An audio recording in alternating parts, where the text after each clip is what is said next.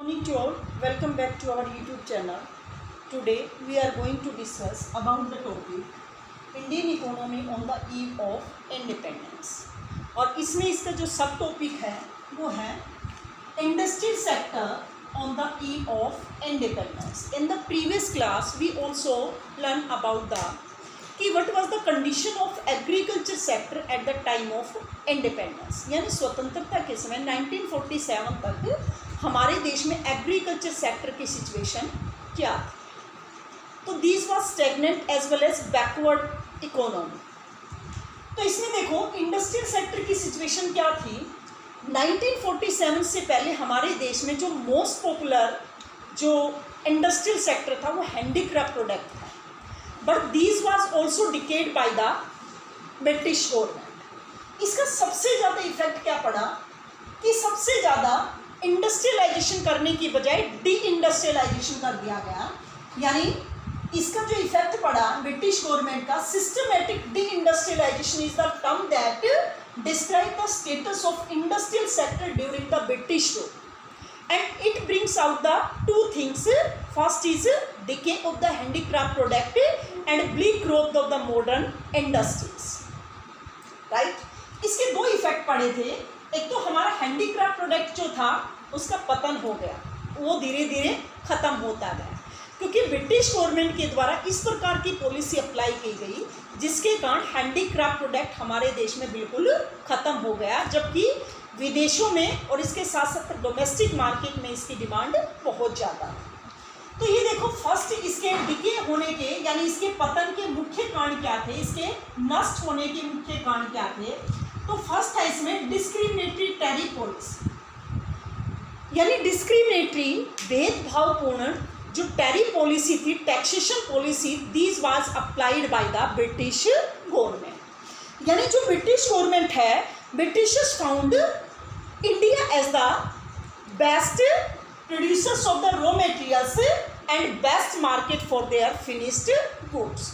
यानी ब्रिटिशर्स ने पाया कि जो इंडिया है उससे as a best raw materials उनको प्रोवाइड हो सकता है और वो उनके अपने देश में प्रोड्यूस करके फिनिश्ड गुड्स के रूप में कन्वर्ट करके इंडियन मार्केट में उसको हाई प्राइसेस पर सेल करके ज़्यादा से ज़्यादा प्रॉफिट अर्न कर सकते हैं. So for this purpose the discriminatory tariff policy was applied by the British government. और इसमें क्या किया गया था, the Britishers impose the heavy tax burden on the handicraft product as well as tariff free policy was applied for the यानी exports of the raw materials and imports of the finished goods. यानी finished goods और exports of raw materials यानी जो raw materials वो यहाँ से लेकर जाते थे यानी उस पर तो टैरिफ फ्री कर दिया, उस पर किसी भी प्रकार का टैक्स नहीं लगाया गया. जबकि हमारे देश में जो हैंडीक्राफ्ट प्रोडक्ट का एक्सपोर्ट्स किया जाता था उस पर भारी मात्रा में टैक्स लगा दिया गया जिसके कारण the demand for the handicraft product would decreased in the international market as well as in the domestic market. जिसके कारण धीरे धीरे यानी इंटरनेशनल मार्केट में हमारे प्रोडक्ट की जो डिमांड है वो कम होने लगी क्योंकि टैक्स अगर लगा दिया जाता है तो उसकी प्राइस ऑलरेडी बढ़ जाती है और हम एक्सपोर्ट से इंपोर्ट्स क्यों करते हैं क्योंकि दूसरे देशों से वस्तुएं सस्ती मिलती हैं. तो उसकी प्राइस हैवी हो गई, हाई हो गई जिसके कारण उसकी डिमांड धीरे धीरे इंटरनेशनल मार्केट में डिक्रीज होने लगी. एक तो ये रीज़न था जिसके कारण हमारा this also the main reason of the decay of the handicraft product. Then second has disappearance of the princely courts. यानी आप देखो 1947 से पहले हमारे देश में राजा महाराजा नवाब वगैरह इनका शासन चलता था, इनका शासन चलता था. And the handicraft product also patronized by the princely courts. या हम कह सकते हैं जो राजा नवाब वगैरह हैं यानी उनकी संरक्षण में ही जो हैंडीक्राफ्ट प्रोडक्ट था वो यानी उसका प्रोडक्शन होता था क्योंकि सारी हेल्प वो प्रोवाइड करते थे. लेकिन ब्रिटिश गवर्नमेंट ने प्रिंसी कोर्ट्स को ख़त्म कर दिया यानी जो राजा महाराजाओं का शासन था उसको ख़त्म कर दिया. जब राजा महाराजाओं को शासन नहीं रहा तो हैंडीक्राफ्ट प्रोडक्ट भी अपने आप धीरे धीरे ख़त्म होता गया. तो ये भी एक मेन रीज़न था. This was also the main reason of decay of the handicraft product. The next है competition from the machine made product. यानी the Britishers produce the finished goods which was very low cost as well as the price is low in compare of our domestic product. यानी हमारे domestic production की तुलना में या handicraft product की तुलना में जो मशीन मेड प्रोडक्ट थी वो लो कॉस्ट पर प्रोड्यूस की जाती थी, जिसके कारण उसकी प्राइस भी कम होती थी, जिसके कारण the demand of the machine made product increases and demand for the handicraft product would be decrease. यानी जिसके कारण मशीन मेड प्रोडक्ट की डिमांड बढ़ गई जो ब्रिटेन से आता था हमारे देश में, और हमारा जो हैंडीक्राफ्ट प्रोडक्ट था डोमेस्टिक मार्केट में उसकी डिमांड धीरे धीरे डिक्रीज होने लगी। तो इसके कारण भी हमारा जो हैंडीक्राफ्ट प्रोडक्ट था इंटरनेशनल मार्केट में तो ख़त्म ही हो चुका था, तो डोमेस्टिक मार्केट में भी वो धीरे धीरे ख़त्म होता गया।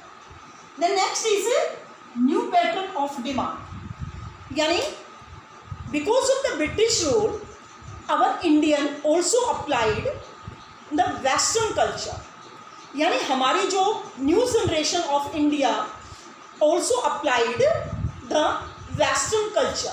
यानी ब्रिटिश रूल के कारण हमारे देश में जो न्यू जनरेशन राइज हुई उसने वेस्टर्न कल्चर को अप्लाई करना शुरू कर दिया एंड दे ऑल्सो प्रोड्यूस या they also purchased the goods which are produced in Britain. यानी वो ऐसी वस्तुओं को परचेज करने लगे जो ब्रिटेन में प्रोड्यूस की जाती थी।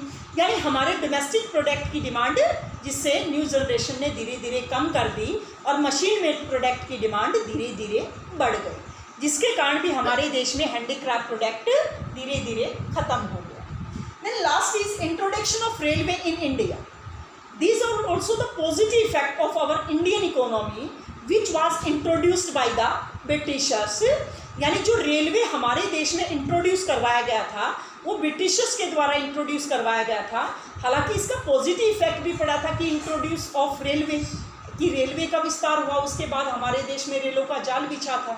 लेकिन इसका उस समय यानी रेलवे को जो इंट्रोड्यूस करवाया गया bye the British government, these introduced only by their self interest. यानी ब्रिटिशर्स ने अपने स्वार्थ के लिए इसको इंट्रोड्यूस करवाया था ताकि रेलवे के माध्यम से they can sell their product in more economy of India. यानी पूरी इकोनॉमी में अपने प्रोडक्ट को वो सेल कर सकें और उसके साथ साथ रेलवे के माध्यम से वो पोर्ट पर एक्सपोर्ट्स और इंपोर्ट्स करने में पॉसिबल हो सकें। तो इसलिए रेलवे को इंट्रोड्यूस करवाया और इसी के कारण यानी ब्रिटिशर्स का जो फिनिश्ड गुड्स थी वो पूरे मार्केट में यानी इंडिया के टोटली मार्केट में पहुंचाई जाती थी, जिसके कारण हमारे प्रोडक्ट की डिमांड कम हो गई और ब्रिटिश प्रोडक्ट ने अपनी एक मोनोपोली कंट्रोल कर लिया हमारे होल मार्केट पर। तो ये मेन रीज़न थे, ये मेन पॉलिसीज थी जो ब्रिटिश गवर्नमेंट के द्वारा अप्लाई की गई and this was the main reason of the decay of the handicraft product. और इसके कारण ही हमारे देश में जो वर्ल्ड फेमस हैंडीक्राफ्ट प्रोडक्ट था वो धीरे धीरे इंटरनेशनल मार्केट में भी उसकी डिमांड कम हो गई और इसके साथ साथ डोमेस्टिक मार्केट में भी उसकी डिमांड कम हो गई। इसके साथ साथ आप देखिए बेटा, जैसे इंडस्ट्रियल सेक्टर में एक तो decay of the handicraft product, दूसरा था bleak growth of the modern industries. यानी मॉडर्न इंडस्ट्रीज हमारे देश में उस समय ना के बराबर थी। यानी 1907 में केवल एक हैवी इंडस्ट्रीज के रूप में जाना जाता था टिस्को, यानी Tata iron and steel company, जो 1907 में एस्टेब्लिश की गई थी। उसके अलावा जैसे cement, as a paper industries वगैरह एस्टेब्लिश की गई सेकेंड वर्ल्ड वार के बाद, लेकिन ये केवल प्रोड्यूसर्स ने अपने सेल्फ इंटरेस्ट के लिए एस्टेब्लिश की गई थी। इसके अलावा हमारे देश में किसी भी प्रकार का कैपिटल गुड्स का प्रोडक्शन करने वाली या अदर जो इंडस्ट्रियल सेक्टर्स हैं जो हैवी इंडस्ट्रीज़ के रूप में जानी जाती है, स्मॉल इंडस्ट्रीज़ हैं, यानी उसका किसी भी प्रकार का कंस्ट्रक्शन नहीं किया गया, उसका किसी भी प्रकार का डेवलपमेंट नहीं किया गया था। तो इट मीन्स हम कह सकते हैं, आप ये देखो कि उस समय हमारे देश में 10.1% जो पॉपुलेशन थी, these were depends on agriculture sector and there were no contribution of agriculture sector in our GDP, क्योंकि इंडस्ट्रियल डेवलपमेंट था ही नहीं उस समय हमारे देश में।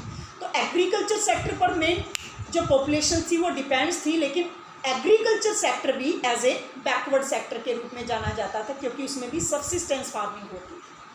तो जैसे इसमें तीनों सेक्टर्स के बारे में हम पढ़ते हैं कि what was the condition of agriculture sector, secondary sectors. तो सेकेंडरी सेक्टर की ये है कि there was no development of the secondary sectors यानी इंडस्ट्रियल सेक्टर, और जो था वो भी ब्रिटिशर्स के द्वारा डिस्ट्रॉय कर दिया गया था, ख़त्म कर दिया गया था। So that's all for today. For the further classes please connect our YouTube channel. Thanks and have a nice day.